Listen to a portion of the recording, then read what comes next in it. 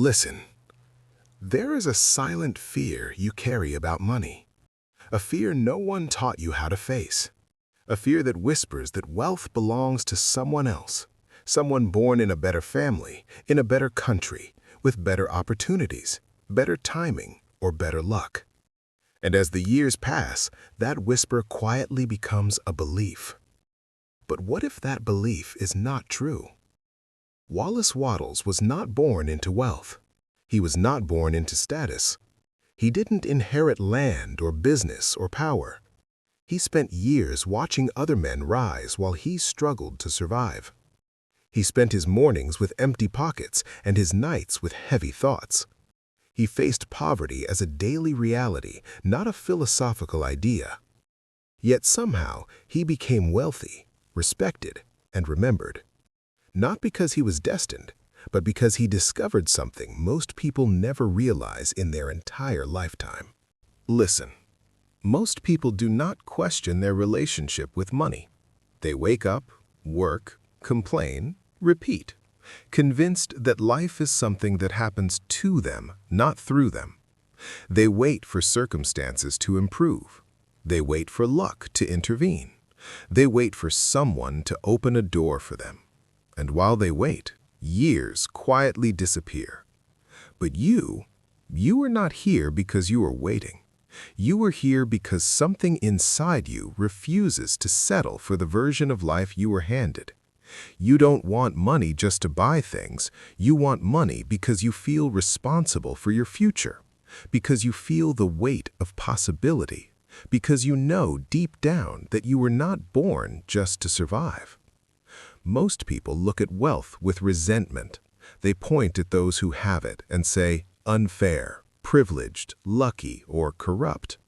But you are starting to understand that resentment is just another form of surrender.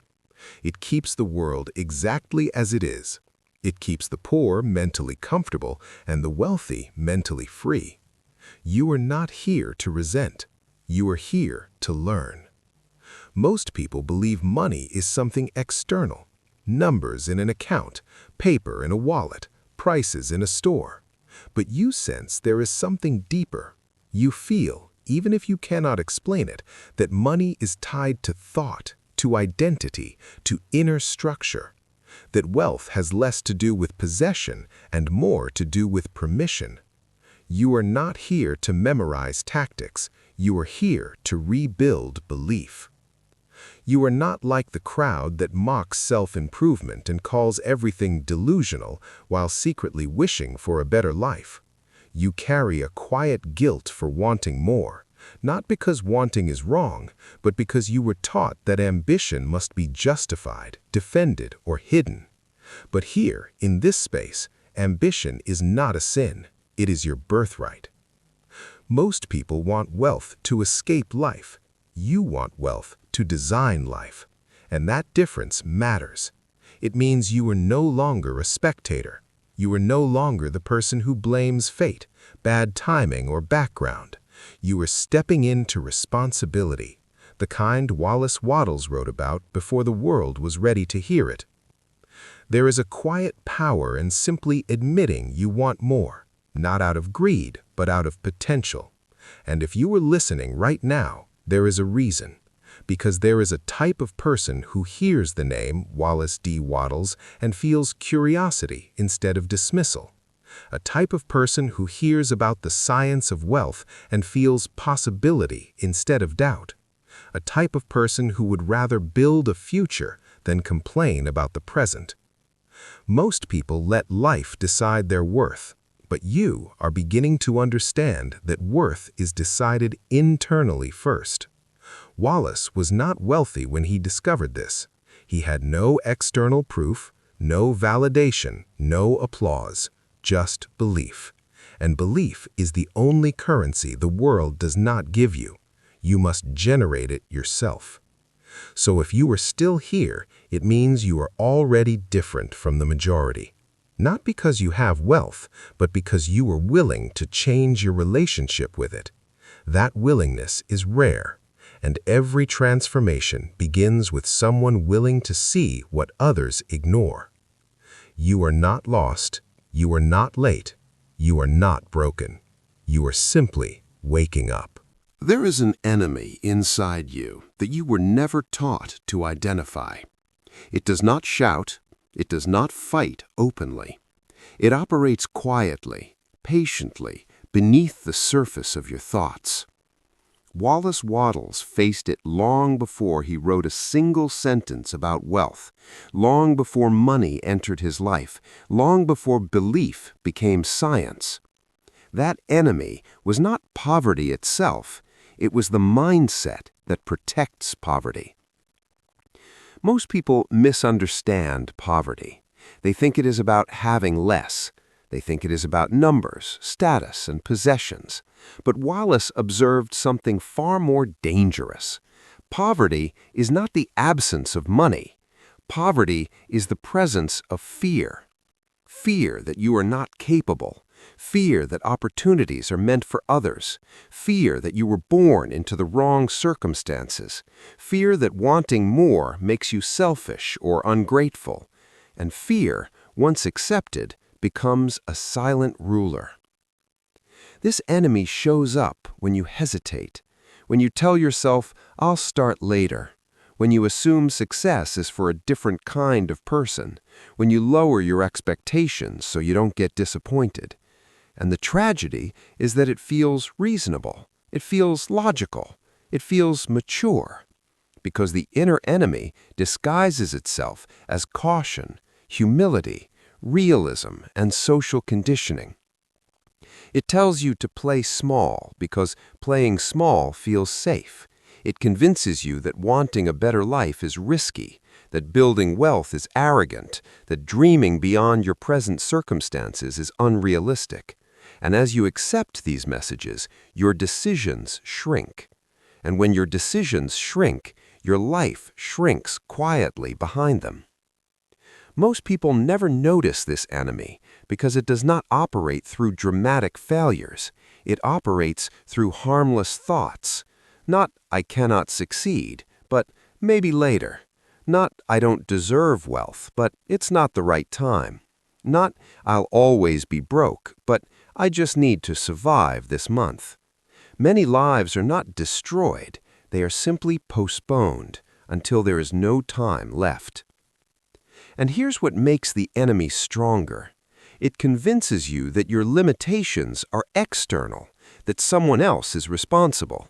The government, the economy, the family, the country, the circumstance. And while these are real forces, Wallace understood that they are not the beginning point. They become convenient shields. They let you avoid confronting the deepest truth, that before wealth leaves the outside world, it first leaves the inside world. You might recognize this enemy in yourself, the thoughts that hesitate when opportunity appears, the voice that says, "Be careful, don't try, what will people think," or "you don't have enough experience."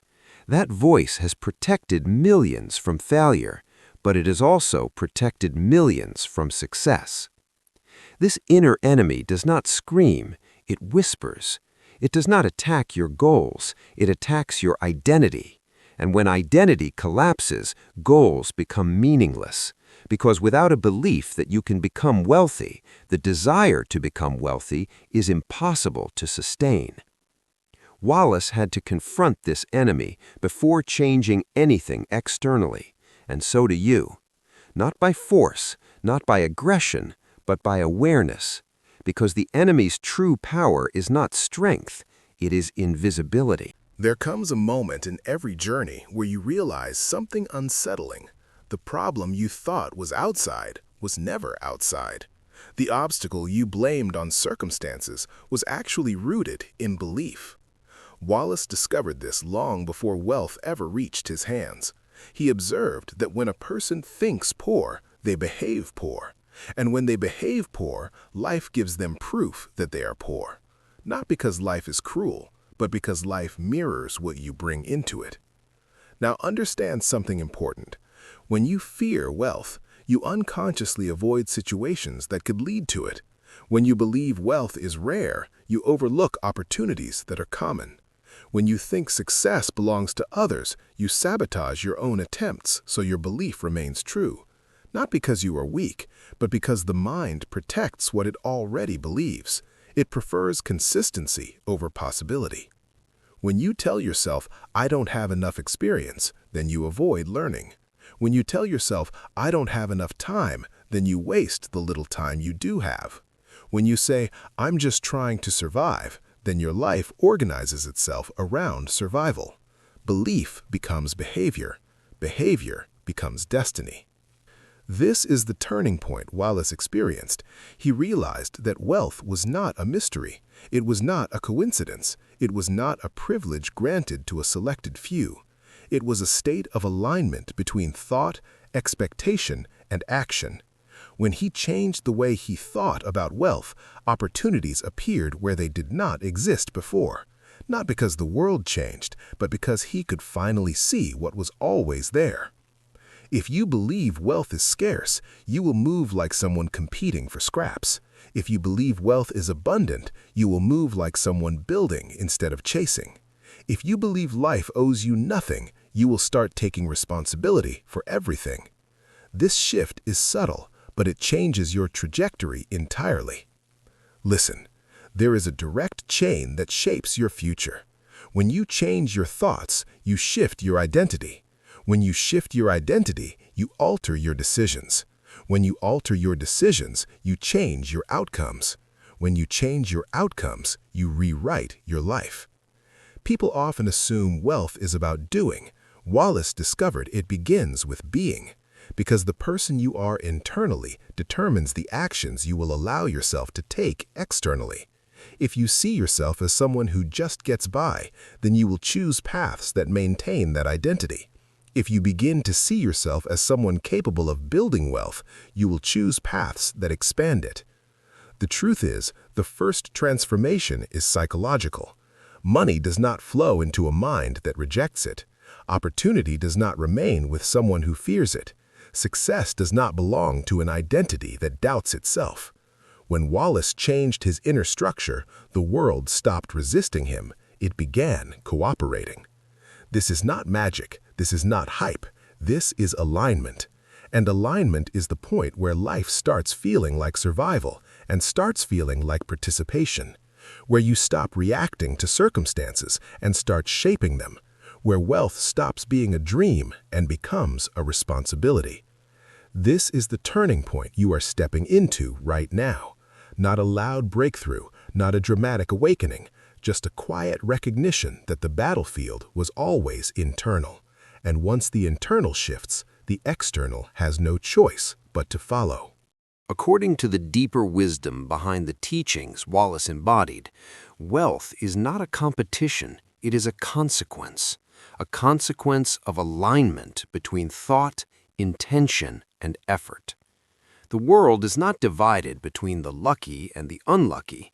It is divided between those who believe in creation and those who believe in restriction.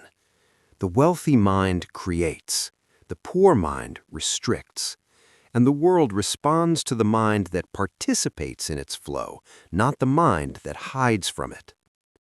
Wallace recognized something most people never paused long enough to see.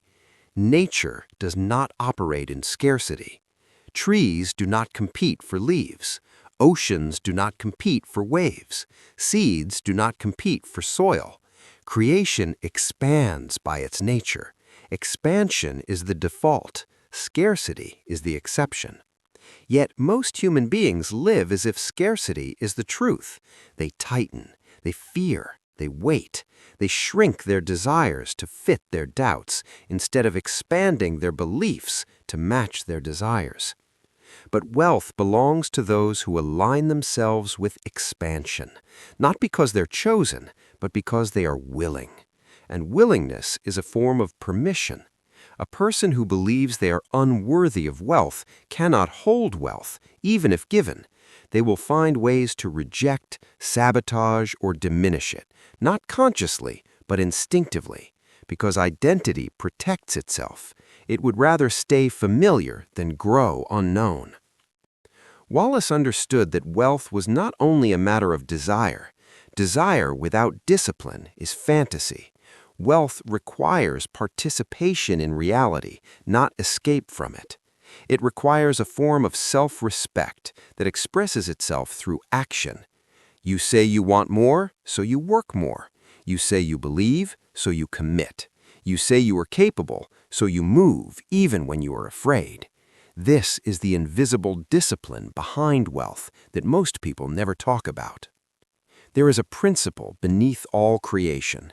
What you think about consistently, you move toward, and what you move toward persistently, you eventually reach, unless you quit.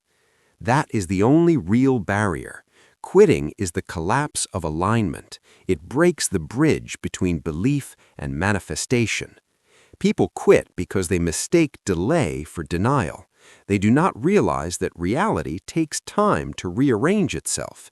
Even nature does not rush creation. A seed requires darkness before it can rise into light.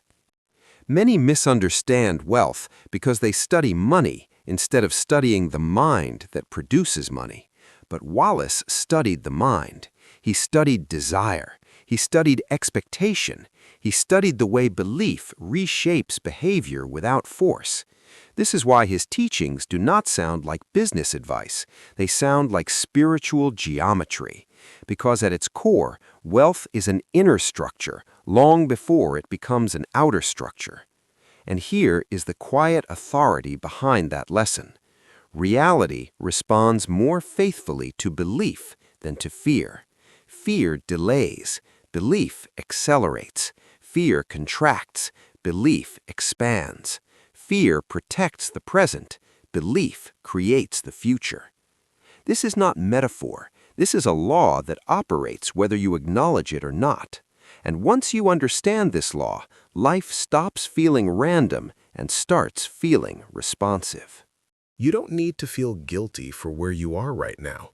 You don't need to apologize for not knowing these things earlier. Nobody taught you how money works on the inside. Nobody explained how belief shapes action, how identity shapes ambition, or how fear quietly rearranges the path beneath your feet. You didn't fail. You were simply unaware. And awareness is not something you are born with. It is something you arrive at, slowly, painfully, in your own time. If you have struggled with money, it does not mean you are broken. It does not mean you are lazy. It does not mean you are destined for survival and nothing more. It simply means you were trained to operate in a system that values security more than possibility. A system that teaches control before creation, obedience before vision, limitation before imagination. Wallace had to unlearn these things just as you are unlearning them now. Understand something. It is okay if wealth felt distant for years. It is okay if you tried and it didn't work. It is okay if you felt jealous, resentful, ashamed, or confused. It is okay if you whispered to yourself, maybe I'm not meant for this, or maybe I started too late. These are not flaws. These are symptoms of a mind raised in scarcity. And scarcity leaves a mark. But marks can fade. Structure can be rebuilt. Identity can be rewritten. You don't have to rush. Wealth is not a race. Wealth is not a competition. Wealth is not a test you must pass before time runs out. Wealth is a relationship you develop with life itself, slowly, sincerely, with growing trust. You don't have to prove anything. You don't have to impress anyone. You just have to stop abandoning your own possibility. The truth is, you are allowed to want more. You are allowed to imagine a better life. You are allowed to believe that your skills are worth something. You are allowed to create abundance without guilt. Nobody benefits from your poverty. Nobody becomes wiser because you shrink your dreams. Poverty does not make you humble. Struggle does not make you pure. Sacrifice does not make you worthy. You can honor your roots without remaining trapped by them. You can respect your past without repeating it. You can care for others without abandoning yourself. You can become wealthy without losing your soul. That is the part people forget. Wealth is not the enemy of goodness. Wealth is simply a tool, and a tool becomes what you make of it. And if you are listening right now, it means you have not given up on yourself. It means there is still a part of you that believes you are meant for more. Maybe that belief is small. Maybe it is quiet. Maybe it trembles, but it is still alive, and that is enough for now.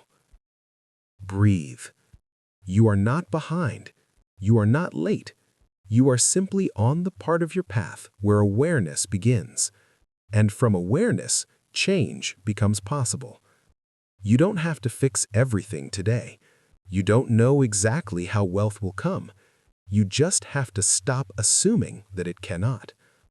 And if it takes time, let it take time. Nature does not hurry. Seeds grow when they are ready. Transformation is patient. You can be patient too. But listen closely, because there is one more truth about wealth that almost nobody talks about. Most people think the hard part is earning money, but that is not the real challenge. The real challenge begins after you start earning, because there is a silent test that determines whether you will keep wealth or lose it, and almost everyone fails that test without even realizing it. And there's another part of this journey that Wallace understood deeply, a part most people never discover. It is the point where wealth stops being about survival or comfort and becomes about identity. And once wealth becomes identity, the entire game changes. But before you reach that point, there is something you must confront within yourself, something hidden, something uncomfortable, something that determines your capacity for wealth long before money enters your hands. And here is where most fail. They think desire is enough. They think goals are enough. They think affirmation is enough. But they never ask the one question that matters. Can I tolerate the responsibility that wealth demands? And there is still one more layer. Because even if you change your beliefs about money, even if you adopt the mindset of wealth, even if you begin to attract opportunities, there remains a final shift, a shift Wallace experienced in silence, a shift that separates those who rise once from those who continue to rise for the rest of their lives. It is the final sign of alignment, and nobody expects it. Listen. If something inside you felt seen today, don't ignore that. Awareness doesn't always come as a loud awakening.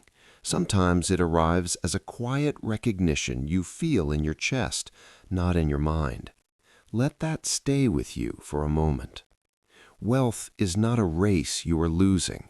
It is a journey you are only now beginning to understand, and understanding is the first form of power.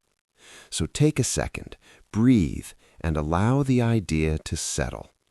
You are not behind, you are not disqualified, you are not done. Your path is still being written, and wealth in every form is still available to you. You just need to stay awake long enough to claim it. If this message resonated with you, stay in this journey, reflect on it. Let it change the way you move through life. And if you want to go deeper, if you want more guidance like this, you know what to do. Like the video so the algorithm doesn't bury this message. Subscribe so you don't lose the thread. And comment one word, just one, that captures what you're feeling right now. That's how your transformation continues, quietly, steadily, without rush. Your journey is ending here. It's only beginning.